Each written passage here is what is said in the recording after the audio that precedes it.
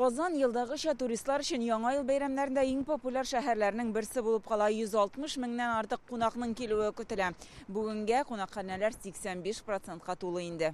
Кунаклар һәм республика халкы өчен йөзләгән чара әзерләнгән. Парклар, музейлар, театрларда бәйрәм тамашалары караргамы, табигатьтә ял итәргәме сайлау мөмкинлеге зур.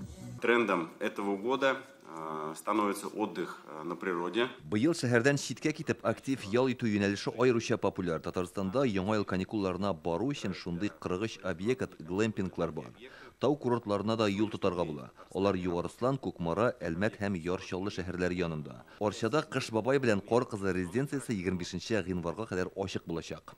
Гыйнварның беренче көненнән паркларда төрле бәйрәм чаралары узачак. Төп яңа ел мәйданы Казан гаилә үзәге янында. Мондагы 35 метрлы чыршыны 23 декабрьдә ачачаклар.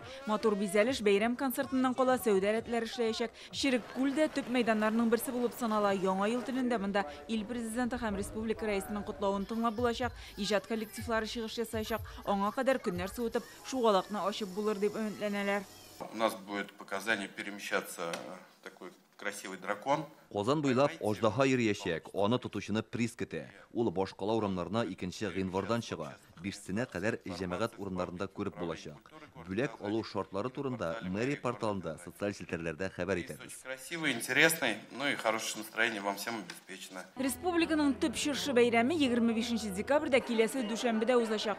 Көндезге 12 һәм 4-тә 2 тамаша куелачак. Шуның белән бәйле 24 киченнән Бичурин һәм Мусин урамнарында юлларны ябачаклар. Яңа ел алдыннан хәрәкәтнең аеручада тыгыз булуын исәпкә алып, маршрутларны алдан уйларга киңәш итәләр. Бәйрәм тамашасына ерак районнардан килүчеләрне Казан яны лагерьларына урнаштырачаклар.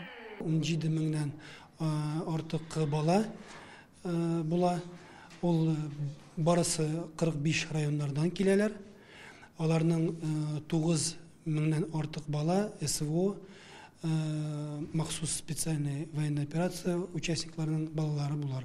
Балалар яшүсмерләр өчен 2500-нан артык яңа ел чарасы әзерләнгән. Мәктәп яны лагерьлар ачылды. Ул 6 муниципаль районда 63 лагерь. Анда 1700-дән артык бала җыячак. Республикада ятим балалар, сәламәтлеге шикләнгән балалар һәм дәүләт учреждениеләрдә яшәүче балалар өчен яңа ел бүләкләре әзерләнә. Бүлеп бирелгән 21 миллионнан артык акча, 23 меңнән артык бала ул бүләкләрне алачак. Музейлар 31 декабрьдә дә эшләячәк, 1 гыйнварда ук ачылалар да. Аларда да бәйрәм программасы, квестлар, мастер-класслар әзерләнгән. Казанда барлыгы 100 урында тимер аяк ташуы булачак, 15 яңгы трассасы бар.